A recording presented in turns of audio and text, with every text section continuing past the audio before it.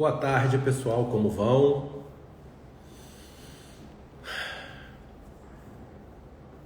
Vamos fazer uma live agora bem educativa, tá? Com um especialista em contabilidade, em declaração de criptos no imposto de renda, que é um assunto que estavam me pedindo muito há muitos meses, tá? E como foi agora prorrogado para maio, eu entendi que... Obrigado, Laura. Vou deixar a live salva no YouTube, tá? Mas vamos bater esse papo aqui. Deixa eu ver se o Dr. Lucas já está. Deixa eu convidar ele. Vai ser empresa da Vai. Vamos responder essas perguntas todas aí, PVC 0205. Boa tarde, meu irmão. Fala, Jefferson. Boa tarde, meu amigo. Maravilha? Tudo bem, meu querido? Tudo jóia, graças a Deus. Amém. A gente sempre costuma esperar 2 minutinhos para o pessoal poder entrar. Essa live ela é importante para quem tem criptos e para quem tem terceirização de trader, aluguel de criptos em qualquer empresa, tá? Então, se você aí tem amigos que tem cripto, que são clientes dessas várias empresas que negociam com criptomoedas, compartilha com eles, chama, tá? A live vai ficar gravada no YouTube, não tem problema, se alguém precisar ir trabalhar, não tem problema, tá? Enquanto a gente espera um pouquinho, tá? Contar um fato aqui para o Lucas, que ele é aqui de Cabo Frio também. Paz, eu faço natação na Praia do Forte, né? O mar está muito agitado e está com muita alga. Eu entrei no mar, cara, com os professores, com a turma, caí numa vala, meu amigo. Eu estava, em 30 segundos, eu já estava quase em mar aberto. O pessoal lá mais experiente veio, porque eu não consegui voltar, entendeu? Não dá para sair, né? Quase ficou viúva hoje. O pessoal chegou, conseguiu. Eu levei meia hora para sair do mar. Levamos meia hora. Chegou bombeiro, chegou jet ski, aí eu já tinha saído, né? Doideira, cara. Doideira. O mar é fogo.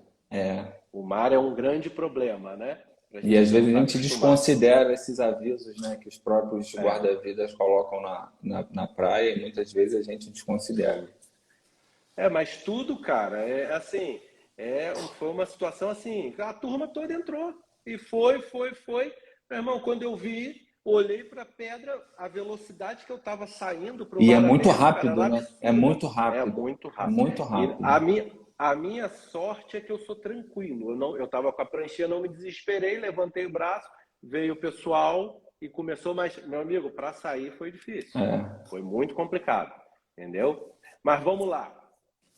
Vamos para o assunto, Lucas, tá? Que é uma grande preocupação, né? Primeiro, eu entendo como especialista em direito tributário que daqui a 1 ano e meio, 2 anos, vai ser a maior chuva de notificações que a Receita Federal vai fazer na história por causa das criptomoedas. Principalmente porque a Binance, que não informa, vai começar a informar.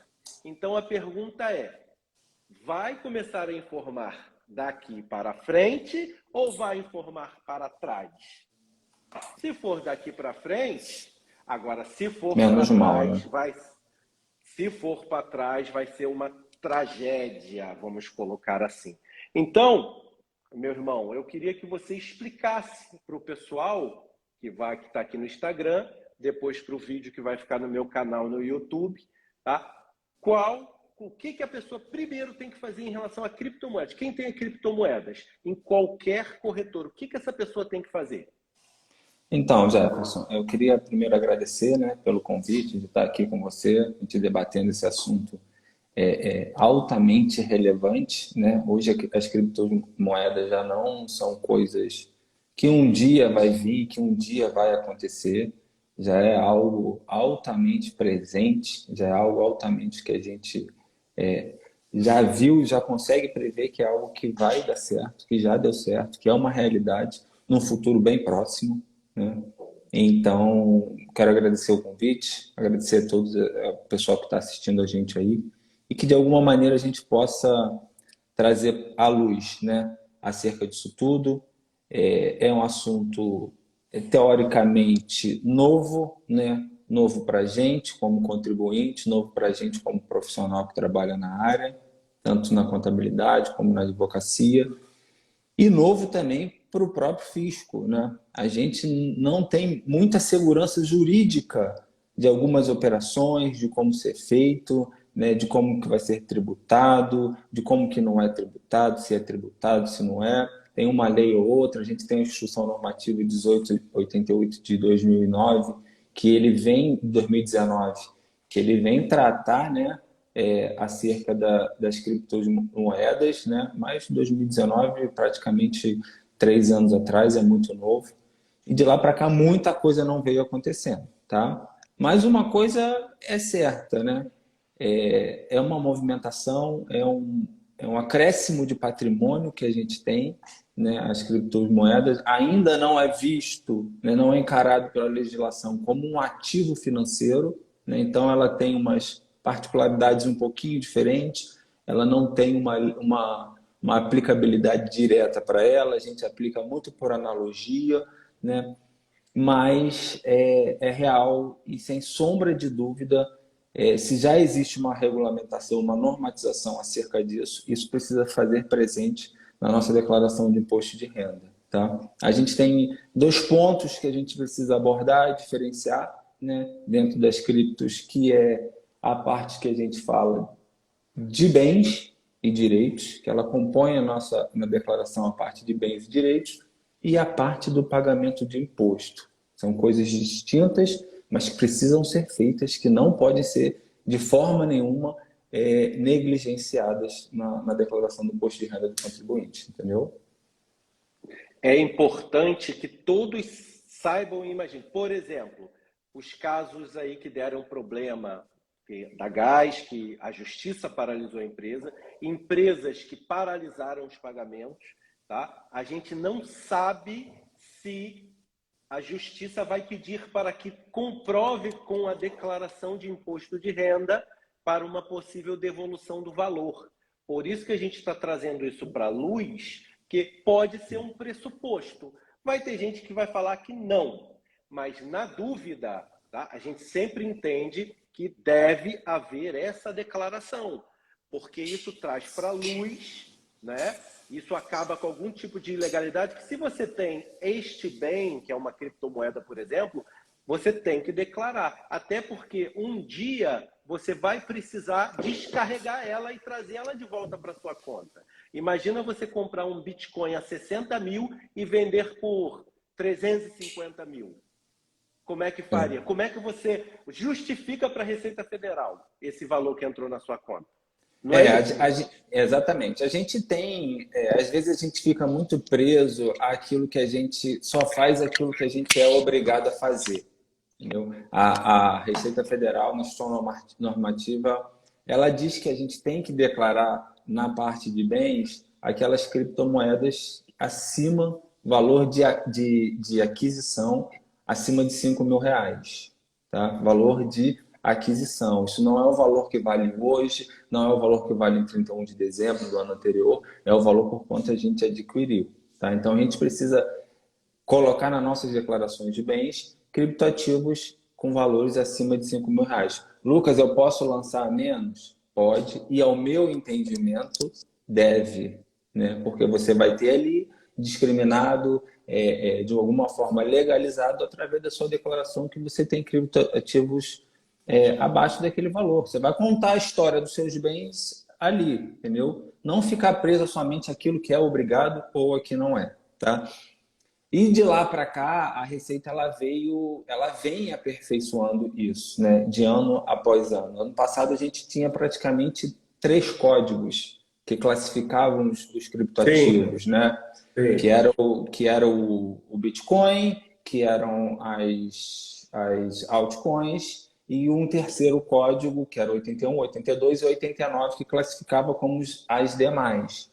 Já para esse ano, a gente já teve um leque maior. A gente tem um código para as bitcoins, a gente tem uns códigos para as altcoins, a gente tem uns códigos para as stablecoins, a gente tem uns códigos para os NFTs e a gente tem uns códigos que eles classificam como outros aqui, ativos, criptoativos, como os fan tokens, entre outros, entendeu? Então, a gente vem, a Receita vem se mostrando que a cada ano, ano após ano, eles têm priorizado, de alguma forma, regulamentar, cercar o contribuinte desse ativo que hoje ainda é considerado como um bem imóvel, né? Não é ainda um ativo financeiro, entendeu? Sim. Mas a gente já tem essa obrigação, né? A gente já tem essa obrigação de declarar. Ah, Lucas, mas o imposto de renda diz que só tem que declarar bens acima de 300 mil. Mas para os criptoativos, né, se você tem algum desses que eu falei aqui acima de 5 mil reais, você já se torna obrigado a declarar isso na sua declaração de bens. Entendi. Por exemplo, pessoal, ele, por enquanto, o doutor Lucas Vilar está falando sobre declarar criptomoedas. Depois a gente vai passar para a parte, tá, de pessoal que contratou a terceirização de trader ou alugou a sua criptomoeda, tá? A gente aqui está falando primeiro a pessoa que tem lá a sua fraçãozinha de bitcoins. Como é que coloca isso no imposto de renda? É isso que ele está falando, é isso que ele está explicando. Tá? Então é interessante que todos saibam. Ah, eu não tenho criptomoeda. Tudo bem, espera um pouquinho que a gente já vai entrar no assunto, ok? Mas aí, Lucas, em que lugar, tá? Até para a gente explicar, em que lugar a gente declara a criptomoeda? Qual o código? Você deu uma explicação da necessidade, mas para ser mais específico, até para o pessoal que não tem muito o conhecimento desse assunto. Isso. Primeiro, a minha opinião é que procure um contador, sempre. Mas, como aqui a gente está fazendo essa explanação, como é que seria?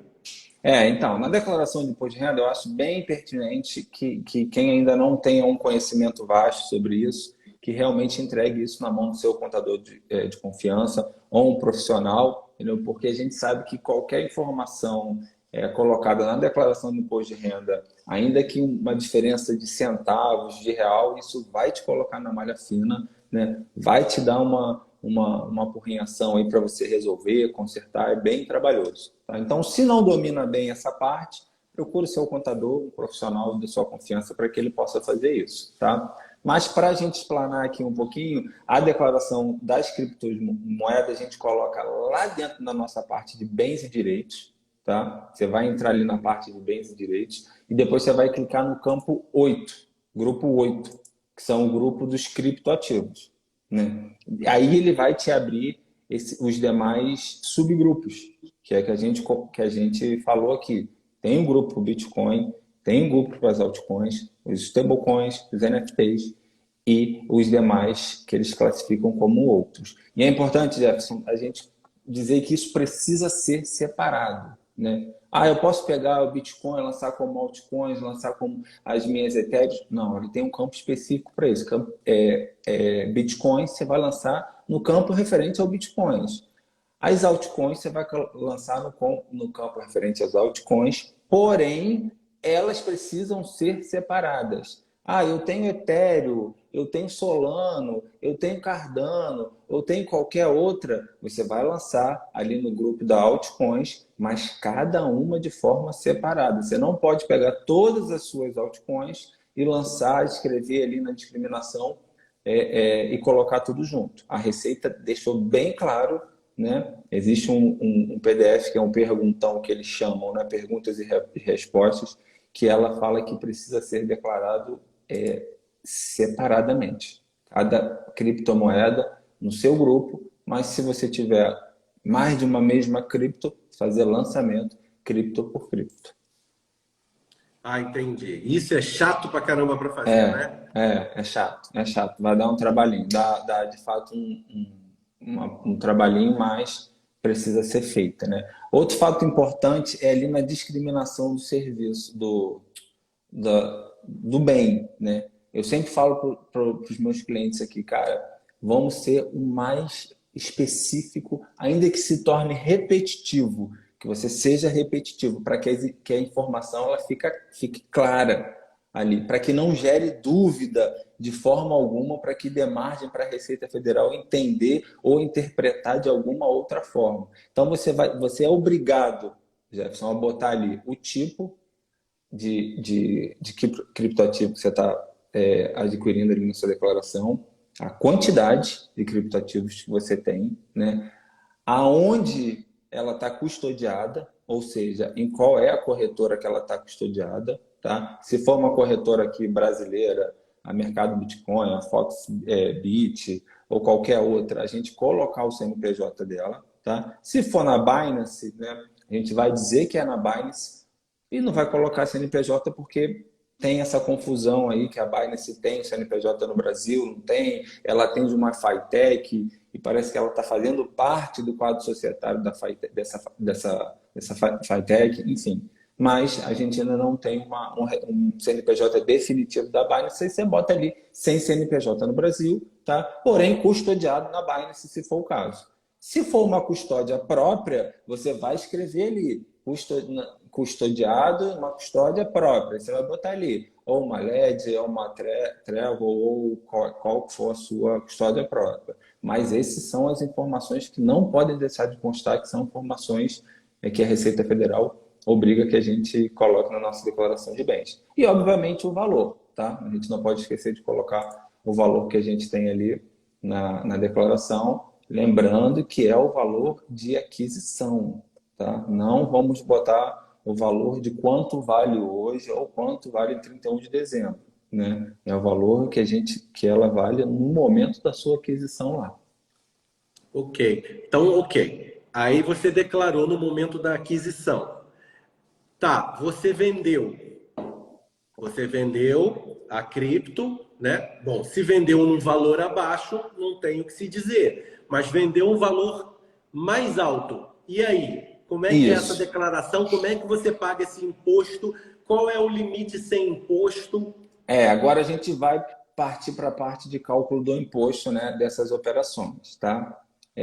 A gente vai utilizar de uma ferramenta chamada, por analogia, chamada de ganhos de capital, tá? Existe um programa chamado GCAP, um programa específico para fazer o cálculo disso, tá?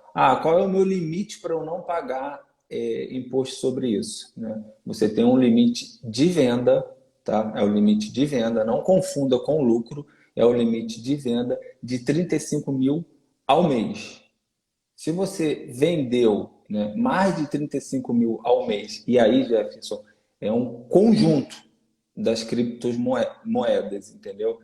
Então, se você vendeu Bitcoin 5 mil, vendeu uma Ethereum 10 mil, e somando tudo, ultrapassou os 35, a gente precisa declarar. A gente precisa declarar, e aí ele vai entrar nessa modalidade do ganho de capital, que ele vai fazer uma diferenciação entre o preço de aquisição pelo valor que você vendeu. Se for valor de venda acima de 35 mil reais, você paga uma alíquota inicialmente de 15% sobre esse lucro, sobre o lucro. É uma alíquota progressiva que ela vai subindo até 22,5%. Mas até 5 milhões a gente paga 15% sobre o lucro. Esse imposto ele é pago no último dia útil do mês subsequente, que ele precisa ser pago. Ele não é pago na declaração do imposto de renda, ele é pago no próprio programa específico do ano que você vendeu. Se você estiver vendendo em 2021, você vai declarar isso aí no GCAP de 2021 e vai pagar no mês subsequente aquela operação. Às vezes, muitas pessoas deixam para pagar na declaração do imposto de renda. Não, ele tem que ser recolhido lá no mês subsequente que recolheu a venda. A declaração do imposto de renda, ela tem até um nome engraçado, porque ela é uma declaração de ajuste, né? Não é ali que você vai pagar o imposto. Ali você vai fazer alguns ajustes necessários, né, e entregar a sua declaração. Mas o imposto já era para ter sido pago anteriormente, ou como é no rendimento de pessoa jurídica, que desconta na fonte, e ali a declaração é só para você fazer esses ajustes que a gente tem aí, entendeu? Pessoal, o Lucas deu uma explicação muito boa, tá? Bem didática e bem simples para entender. Quem entrou agora, vai depois no meu canal do YouTube, que vai estar lá a explicação. É importantíssimo, porque a Receita, ela pensa contra, né, a população. Na dúvida, notifica. Na dúvida, pega você. Não adianta. É assim. Aí aqui não é mais o contador falando, é o advogado, tá? Que eu recebo isso toda hora aqui no escritório, porque a Receita não quer saber, ela vai em cima de você. Lucas, vamos passar agora para um outro ponto, que o ponto das criptos ficou bem claro, ficou bem explicado. Quem não pegou, vai lá no YouTube depois, tá? Vamos lá. Terceirização de trader. Existe a terceirização de trader em dinheiro, por exemplo, o caso da Gás. É em dinheiro. O caso da Rental Coins, BTC Trader, é em criptos, né? Rental Coins, locação. BTC, terceirização. Como é que a gente coloca isso no imposto de renda? Porque, por exemplo, no caso das empresas que pararam de pagar, né? No caso da Gás, por causa de uma decisão judicial, que eles estavam pagando. No caso da Rental Coins, que é locação, que eles não estão pagando, e várias outras empresas também que pararam de pagar. Tá? Como é que a gente põe isso aqui na declaração de imposto de renda? Jefferson, isso aí é um assunto, como eu falei, bem novo. A gente ainda não tem uma regulamentação. Para você ter ideia, a gente não tem nem KNAI, né? Eu me recordo que o próprio Gladson, ele foi questionado disso em algumas vezes, né? Pelo KNAI que aparecia na GAS, não era um KNAI com uma operação que ele realmente fazia, que propunha o contrato dele, mas a gente não tem um KNAI acerca disso, né? Então, você pode explicar o que é KNAI para o pessoal? Então, KNAI é o Código Nacional de Atividade que a gente exerce, atividade exercida. Todo CNPJ, quando você abre, você tem que classificar, segundo o IBGE, algumas atividades ali. Um comércio varejista de roupa, ou um serviço propriamente de contabilidade, de advocacia. Existe uma classificação para essas atividades. Todas as atividades, ela tem uma classificação. A atividade de terceirização de trader, ela não tem esse KNAI, ela não tem essa classificação. Consecutivamente, ela não tem uma regulamentação que diga que tem que pagar imposto dessa forma, tem que cobrar dessa forma. Então, a gente utiliza do mesmo método também, que é o método de analogia. Tá? Eu não posso afirmar aqui para vocês que é dessa forma que tem que ser feito, que recolhe assim ou que recolhe assado, né? Por falta de uma regulamentação disso, e é algo que a gente tem brigado, que o Jefferson tem corrido atrás disso, né? Para que isso possa vir a se regulamentar de uma forma, né? Porque a gente vê o que está acontecendo aí, é inadmissível, incabível, né? Toda essa injustiça que tem sido feita, né? O direito ele é bem claro em relação a isso, né? Eu sou obrigado a fazer aquilo que a lei manda. O que a lei não manda, isso não quer dizer que é ilegal, né? Com certeza. A gente que é o princípio da legalidade, né? Exatamente. A gente ainda não tem uma regulamentação sobre isso, então a gente usa por método de analogia, tá? Então, eu não sei se Jefferson viu na época o advogado Vitor Lemos, acho que isso foi no final do ano passado, início de 2021, né? Ele soltou um vídeo falando sobre essa questão da declaração do imposto de renda, né? Quais eram as formas que a gente tinha para declarar isso, né? Ele usa como analogia o ganho de capital também como uma outra forma da gente pagar o imposto.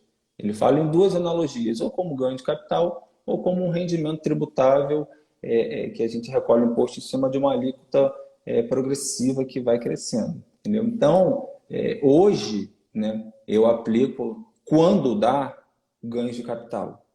Quando não dá, Jefferson, eu aplico como rendimento tributável. O que eu não aconselho e não acho que deve ser feito, em hipótese alguma, é um não recolhimento. Eu já ouvi de pessoas que falam para mim, Se não é regulamentado, eu não tenho que pagar imposto, né? E não é bem por aí. Você é um advogado tributarista, né? O Código Tributário Nacional ele diz que renda é renda, né? Não importa de onde venha, é renda, é um acréscimo patrimonial, então tem que ser tributado. Então a gente não tem como usar essa terceira via, essa terceira hipótese, né? Ele precisa ser tributado de alguma forma e ali você precisa encaixar isso dentro da sua declaração, discutindo com o seu contador, com o seu profissional, qual é a melhor forma de analisar, né? Não vendo só de forma isolada, você tem que analisar a sua declaração, os seus rendimentos, tudo que você já tem na sua declaração e ali aplicar de alguma forma que melhor convier, que melhor você entender, que melhor foi orientado, né? Você fala que a melhor decisão é aquela que você toma. Então, a gente precisa observar. Em hipótese alguma, não deixar de recolher o imposto, né? Tá. Aqui o pessoal se pega, tá, no artigo 151 da Constituição, que diz que estados, União Federal e municípios são proibidos de constituir ou aumentar tributos sem lei específica. Então, teria que haver uma lei específica, por exemplo, isso é uma matéria de direito, de defesa, que o cara vai é multado. Não, calma aí. Em matéria lá, em defesa, você coloca, não, calma aí, não tem lei específica, tá aqui, Constituição. Só que a gente que sabe, a gente que trabalha na justiça no dia a dia, você com a Receita Federal, a gente sabe que não é bem assim. Que a instrução normativa, que dentro da pirâmide de Kelsen, que é Constituição Federal, decretos internacionais de direitos humanos, leis federais, e aí vai, a instrução normativa está lá embaixo.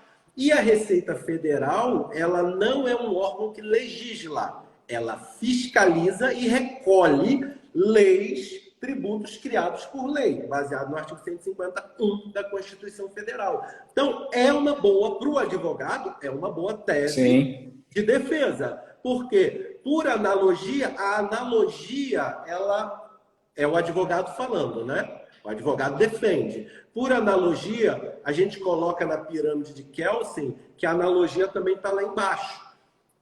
Eu entendo que um acréscimo patrimonial realmente tem que ser tributado, mas é uma matéria de defesa que o pessoal usa, muito boa, né? Mas na prática não funciona muito. Porque o que você está falando, você está coberto de razão. Porque a Receita vem e tributa e não quer saber. E um juiz federal que vai pegar essa causa, ele vai olhar, poxa, mas você não ganhou aqui um dinheiro? Você tem que pagar o imposto. Entende? Mesmo que tenha essa matéria de defesa. Entende? Agora, Lucas, é o caso da maioria. O cara pegou um empréstimo. 100 mil emprestado do banco. Esse 100 mil vai lá para qual coluna? A dívida de ônus reais. Dívidas de ônus reais, beleza. Um contrato da GAS, um exemplo, que depois a gente fala no aluguel de cripto. Vamos falar no contrato da GAS. O cara pegou 100 mil emprestado e aplicou na GAS. Onde ele bota esses 100 mil que ele aplicou? Ele está com dívidas de ônus reais. Onde ele coloca esses 100 mil? Então, ali existem dois campos, né, que eu entendo que a gente possa adotar, tá? A gente tem lá dentro da parte de declaração de bens, eu acho que é o item 4, né, que é aplicações e investimentos. Posso até abrir aqui para ter certeza, mas eu acho que é o item 4, sim, né, que é aplicação, exatamente, aplicações e investimentos, né, e a gente lança lá em outras aplicações e investimentos.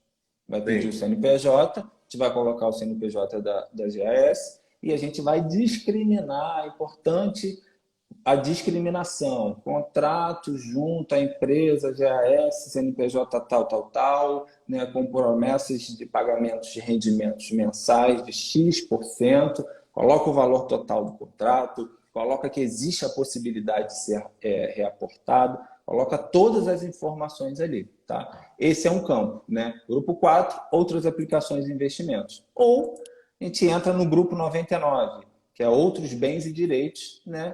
Lá no código 99, outros bens e direitos. Ali você repete a mesma coisa de discriminação. Aí ele já não pede o CNPJ. Algumas pessoas preferem não colocar o CNPJ, outras pessoas preferem colocar o CNPJ.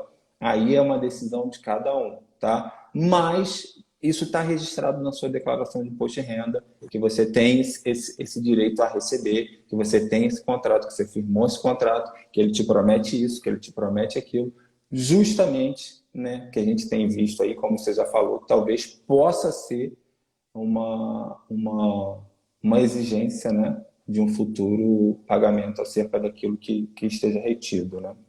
Sim. Importante, Jefferson.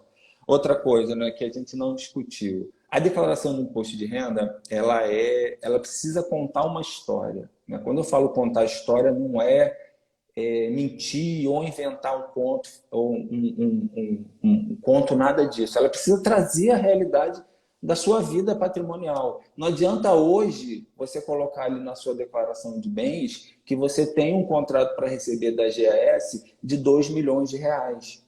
Entendeu? A Receita vai te perguntar da onde veio esse dinheiro que você aplicou os 2 milhões de reais. Né? Ah, foi de uma casa que eu vendia. Cadê? Essa casa está declarada? Você pagou o imposto devido no ganho de capital dessa casa? Então, a nossa história ela precisa estar ali na Receita Federal, precisa estar na declaração do imposto de renda. Não tem como contar a história pela metade. Não tem como você chegar agora aqui, se eu não declarar isso aqui, eu posso correr o risco de não receber. Tá, mas vai te chamar, vai te explicar de onde veio essa origem desse dinheiro.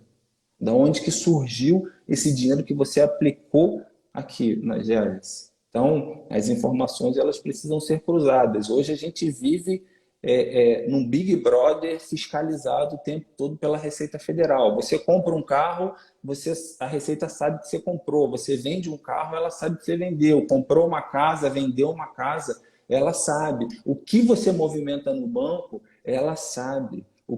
Tudo que a gente faz, você foi no médico, pegou uma consulta, hoje a gente não tem como escapar de lugar nenhum. São declarações que vêm de todos os lados, chegando na Receita Federal, e ela fica esperando a gente contar a história. Se a gente conta a história diferente da que alguém lá contou, opa, alguma coisa aqui não está batendo. Alguém aqui está mentindo ou alguém aqui está omitindo. E vai botar na malha fina e a gente vai ter que explicar. Então, não tem mais para onde fugir, não tem mais para onde a gente correr, sabe? São diversas outras fontes de informações que a Receita tem criado dia após dia, né, para pegar a gente, para que a gente possa ser monitorado e a cada dia ainda a gente fugir, né, do não pagamento do imposto. Né?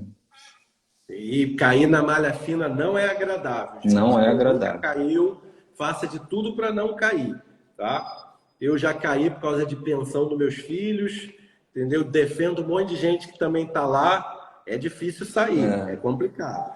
Ok, Lucas, tá? O cara, como eu falei, eu dei o exemplo do cara que pegou 100 mil emprestado no banco e botou na GS. Tá lá, né? Pô, foi de empréstimo, ok? Foi de empréstimo, então, ao contrário do cara que botou 2 milhões, às vezes... Ele não explicou nada. Aqui a nossa live é baseada em quem tem, tá? Como explicar os rendimentos. O nossa live aqui para as pessoas de boa fé, né? Então a gente vai seguindo nesse caminho, ok? Aí você pega os 100 mil do empréstimo. Tu botou lá, tem 100 mil. Lá no 99, igual eu coloquei. Você vai começar a receber 10 mil por mês. 10 mil por mês é tributo, 27,5%, ok? É isso? Aí a gente entra nas situações que a gente vai adotar, né? Eliminando sempre a terceira, que é o não pagamento. Tá? A gente entra em duas hipóteses. Ou a gente entra no ganho de capital, que aí, como é que funcionaria o ganho de capital, Lucas? É aquilo que é o valor de aquisição, né? Porque o ganho de capital é o valor de aquisição menos do que o valor que você vendeu. E ali vai ter o lucro, vai tributar sobre aquilo ali. Tá? Então, valor de aquisição é o seu capital, tá? O valor da venda é o seu contrato acrescido do rendimento, entendeu? Esse vai ser o final e o valor tributa ali, é tributado em cima dessa modalidade, no ganho de capital. Ah, Lucas, mas eu não atingi os 35 mil que a lei dos ganhos de capital diz. Beleza. Aí você declara, tá? Como um rendimento tributável, tá? Lá dentro, né, de rendimentos recebidos de pessoa física / exterior, dentro da coluna outras informações, e ali tem um campo assim de você colocar outros ali. E ali você vai colocando esse valor, tá? Que a gente chama aqui, teoricamente, tecnicamente chamado de carnê-leão, né? Um nome técnico, e você vai colocar suas rendas ali. Também era algo que precisava ser recolhido mensalmente, né? Sempre no último dia do mês subsequente, tá? Recebeu R$1.000, você vai colocar ali, tá? Se der imposto a pagar, R$1.000 não vai dar imposto a pagar, tá? Tá dentro do limite de isenção. Mas se der um imposto a pagar, acima do limite, você vai colocar ali e você vai recolher. Entendi. Tem jeito. Deixa eu ver aqui se eu entendi o que você falou, tá? Que você falou que é o seu contrato e a partir do valor que você está acima, por exemplo, 100 mil, enquanto você está recebendo os 10 mil e não chegou ao payback, você tem que pagar o ganho de capital? Não, mas entendido que não, porque isso aí ainda não houve o seu acréscimo de renda, aí, ainda não houve um acréscimo patrimonial, né? Você está pegando de volta aquilo que você investiu. Então, não há um acréscimo de renda. Isso é no meu entendimento, ainda sem uma legislação específica para isso, né? Não seria justo você tributar sobre aquilo que não está aumentando o seu patrimônio. Então, a partir do 11º mês é que você começa a tributar. Aí você vai ter que analisar qual é a melhor forma. É o ganho de capital? É o carnê-leão? Né? Não dá para a gente analisar de forma isolada isso tudo. Você tem que pegar a sua declaração, você tem que pegar toda a sua vida ali tributária e ver, fazer o estudo e ver de que melhor forma você se encaixaria dentro disso aí. Ah, Lucas, qual é a melhor, qual é a mais barata, mais benéfica para o contribuinte? Pensando em alíquota em valor, seria o ganho de capital, né? Que você paga 15%. De repente, se tiver numa alíquota máxima de imposto de renda, você vai pagar 27,5%. Mas isso é falando de uma maneira muito abrangente, né? Tem que ser feito sentado, tem um estudo de tudo direitinho. Por exemplo, o que eu coloquei na minha declaração ainda, eu não fiz ainda desse ano, porque eu ainda estou analisando bem algumas coisas. Eu coloquei na 99, né? Valor para investimentos e retorno de 10% a partir do 11º mês.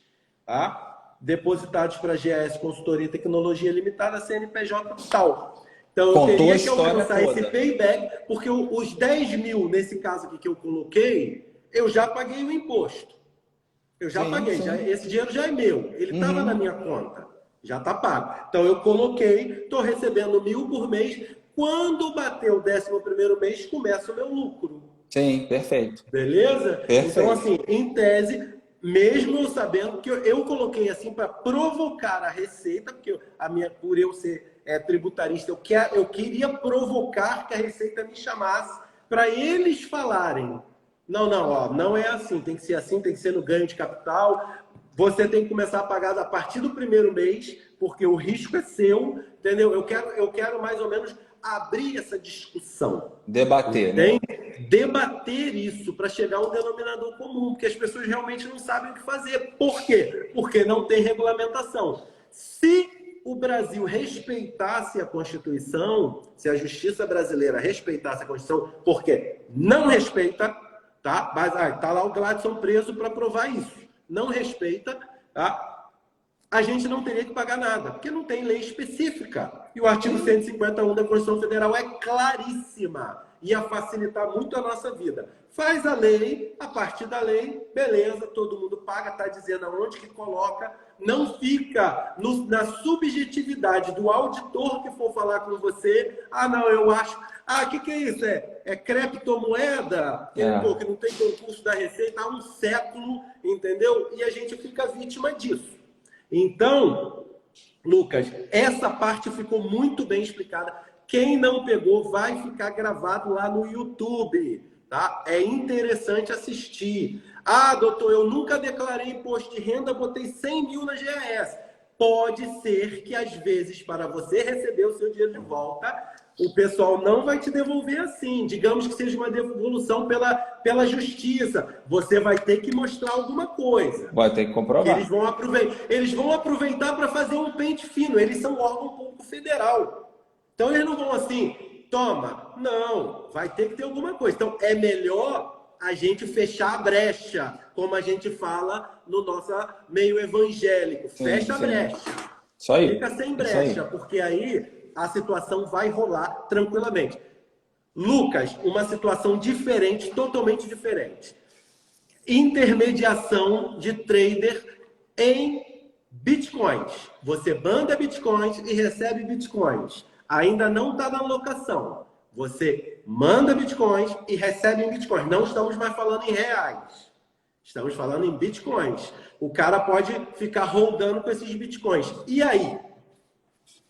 No aspecto tributário legal da declaração do imposto de renda, aquilo que a gente falou de bens e direitos, ele continua valendo. Você tem que colocar lá suas declarações porque Bitcoin virou um bem. Você tem um bem, ele precisa ser declarado ali, tá? Não pode deixar de declarar, tá? Agora, com relação ao pagamento do imposto, né, a própria legislação de ganhos de capital, Jefferson, aí, por mais que seja de bitcoins para bitcoins, né, não teve jeito. A gente vai cair no ganho de capital. Quanto é que você pagou na aquisição? E quanto é que você está recebendo agora na hora que você vendeu? Né? Se isso aí ultrapassa os 35 mil, você tem que recolher o imposto segundo a lei do ganho de capital. Não tem jeito. Não sei se é piorar ou melhorar, né, eles falam até em permuta, né? Ou seja, você tem Bitcoin, né? Comprou Bitcoin lá no dia tal, vendeu esse Bitcoin para comprar um Ethereum, um Cardano, um Solana, um Tether, ou qualquer que seja, essa permuta também é tributável conforme o ganho de capital, se for o caso. Então, não tem muita saída para a gente, entendeu? Se ultrapassou o limite ali dos 35 mil mês, a gente é tributado ou no rendimento, né, no caso da GAS, ou no caso da alocação, né, ou no caso da permuta. De qualquer forma, a gente é tributado. Ainda existe, Jefferson, a gente passou lá, né, essa questão do ganho de capital, ela é muito particular, por isso que eu acho que quem não domina, não tem entendimento, seja muito difícil para fazer, porque você precisa fazer uma conversão, se você opera em dólar, na Binance, né? Você precisa fazer uma conversão para o dólar na data da venda, é bem complexo, tá?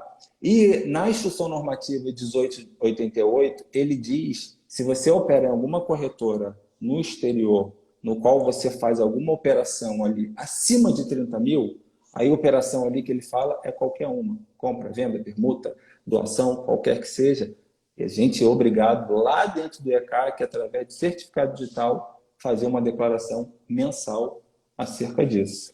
Então, se passou lá, eu acho que é importante a gente voltar, porque, de alguma forma, eles estão fechando o cerco também sobre isso, né? Você falou que você gosta de provocar a receita. Eu acho isso altamente pertinente, né? Porque a gente fica muito no que eles acham, né? Acho que uma provocação dessa aí, a gente consegue levar um legislador desse aí a realmente pensar de uma forma diferente, fora da caixa, né? Porque senão a gente fica ali preso ao que eles dizem, o que eles canetam e aceita, né? Hoje é uma situação ainda pouco esclarecida, que poucos são os que têm um domínio sobre isso. Então, tanto que a gente não tem uma legislação que a gente precisa fazer por analogia. Por quê? Porque os que estão lá não têm conhecimento. Então, quando a gente provoca, né, eu conheço profissionais que procuram advogados e que eles falam, não, faz isso, vamos fazer dessa forma assim, vai cair em malha, a gente abre um processo, vai para uma instância superior e ali a gente vai debater sobre isso e vai se criar uma solução diferente, talvez, do que eles pensam. Entendeu? Então, a gente tem que começar a partir realmente para esse lado de fazer esse pessoal que não entende, né, a enxergar de uma maneira diferente sobre isso. Sair dessa caixinha que eles têm, né, que a gente está acostumado a tributar, e por que não fazer uma legislação para algo que já é pertinente, já é algo atual, já faz parte do mundo, né? Por que vai fazer por analogia? Então, vamos provocar isso. Né? O pessoal está fazendo muitas perguntas. Essas perguntas, né, vocês podem procurar os contadores da sua confiança ou o Lucas, né, o Instagram dele está aí, né, e tirar as dúvidas com ele, né, do jeito que ele trabalha, não sei, ok? Porque realmente é muita dúvida. É muita informação. Eu sou um especialista em direito tributário pela FGV. Eu tenho um monte de dúvida.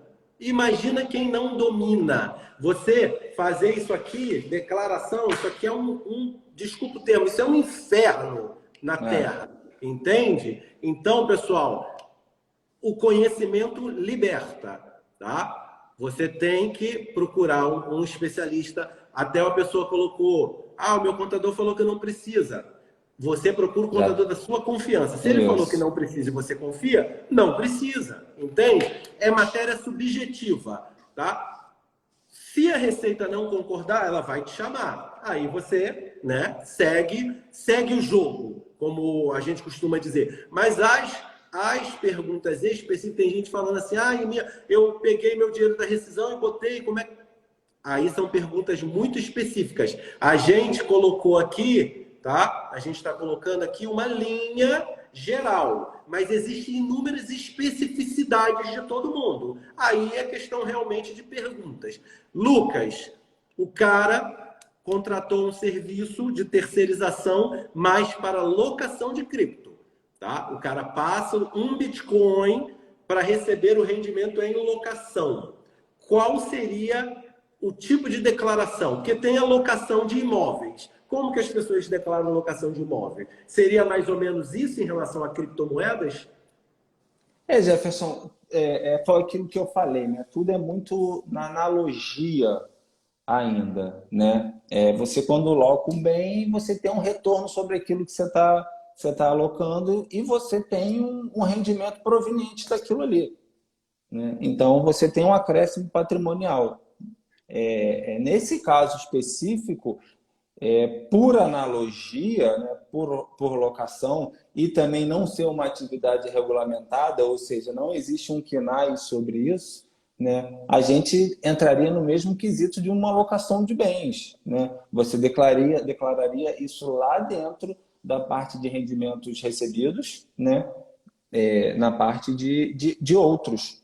E ali tributaria como uma alíquota progressiva de acordo com aquilo que você vai recebendo, né? Pessoal, é um assunto que não acaba. Não acaba. Aqui, não acaba. Quem não assistiu todo, vai depois no meu canal do YouTube. Tá? O Lucas deu uma explicação assim, super simples. Tá? Então dá para todo mundo entender o que acontece. Mas o ideal, antes de declarar, é procurar um contador. Se a gente está com problema no coração, a gente vai no cardiologista. Se a gente está com problema na declaração de imposto de renda, a gente vai para um contador. Entende? Então, não deixem de fazer isso. A gente está num momento difícil, onde tem muito dinheiro nosso aí perdido em questões de terceirização. É importante que a gente tenha as provas da licitude desse nosso dinheiro. É importante, porque depois chega lá na frente, consegue-se uma vitória, o judiciário vem e fala assim, comprove-se, cara, tu já tem tudo na mão, entendeu? Fecha as brechas, vamos fechar as brechas. Vai ficar gravado no canal do YouTube, tá? Qualquer coisa, segue aí o Lucas, pergunta, entendeu? Não sei como é que ele trabalha, aí vocês perguntam, beleza? Lucas, obrigado pela sua participação, meu irmão, foi muito bom. Tá? Glória a Deus pela sua vida e da sua família. Tá? Os clientes, eu estava vendo aqui os comentários, assim, muito positivo. Sua explicação foi muito clara, foi muito tranquila. Então, pessoal, Lucas Vilar, tá? Qual o nome da sua empresa mesmo, Lucas? VIP Contabilidade. VIP Contabilidade, cara, pergunta. Pode entrar por ali.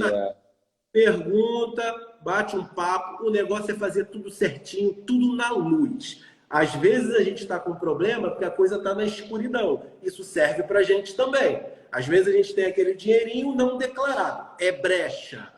Sim, sim, imposto sim. é caríssimo, podia ser menos, o imposto, pô, o governo não devolve o nosso dinheiro em serviços, mas está na lei que a gente tem que pagar. Vamos fazer a nossa parte. Lucas, muito obrigado, meu irmão. Se dirige aí para o pessoal para finalizar a live. Jefferson, eu quero agradecer o convite, né? Espero que de alguma forma a gente tenha deixado claro, ainda que bem superficial, porque é um assunto bem técnico, né? Que abrange muitas outras informações, né? E eu procurei de alguma forma trazer aqui algo que fosse compreendido para aqueles que não são da área. Eu acho que a ideia é essa, né? Não adianta a gente falar aqui, adentrar em assuntos muito técnicos que não ia trazer clareza, talvez ia trazer mais confusão, a galera ia ficar mais confusa, né? Então, eu espero que de alguma forma a gente tenha conseguido contribuir, mas foi aquilo que você falou. Procura o contador, procura o seu contador pessoal, procura algum contador para que ele possa, de alguma forma, te ajudar nessas informações. Hoje já é uma realidade a criptomoeda, já é uma realidade para a Receita Federal. Então, a gente já não pode mais tratar como não precisa declarar, não sei o quê. Não tem campo mais para isso. A partir do momento que a gente tem uma lei, uma instrução normativa, que, de alguma forma, ele discriminou algumas coisas ali, né? Então, não é algo que a gente dê para considerar de alguma... não precisa, é opcional. Alguma galera falou aí, que eu vi que dizendo que era opcional, já não está mais nesse campo, já está mais sério do que a gente tem, ainda que com não muitas informações, entendeu? Mas não dá para ser desconsiderado mais. Muito obrigado, meu irmão. Pessoal, um grande abraço. O Luiz Pontes, que está aí na live, um grande abraço. Lucas Vilar, eu vou deixar o contato dele do Instagram, não sei nem se ele quer, né? Eu vou deixar o Instagram dele para ele poder aí ajudar o pessoal aí que quiser perguntar alguma coisa a ele, tá bom? Muito obrigado, pessoal. Vai ficar gravado no YouTube. Um grande abraço a todos. Um abraço. Um abraço, Jefferson.